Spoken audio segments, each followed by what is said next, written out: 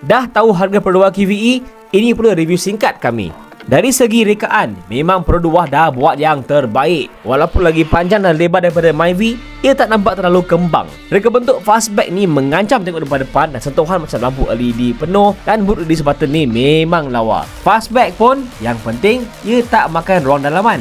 Tampak kali pertama boleh lah, cukup luas di hadapan dan di belakang, terutama dengan lantai yang rata dan boot yang besar. Ruang kepala okey dan terbaik lah, masih ada tarik hook dan ekor belakang. Guys, tengok ni, soft touch Pro 2 guys, jangan main-main, mantap oh. Yang tak berapa best, plastik hitam glossy ni nampak murah sikit dan dua skrin ni boleh tahan je lah kualiti grafik. Tapi memang kena review lama-lama sikit baru dapat komen sepenuhnya. Card track pula, senang lupa inilah sebuah Pro 2. Walaupun EV, setting kereta ni lebih kepada relax, jadi tak adalah pecutan yang terlalu laju. Dekat pit straight Sepang 150 km/h senang je, dan masuk corner pun memang padu dan rasa berat. Ada banyak lagi nak cerita, semua ada di wapcar.my. Korang pula ada komen?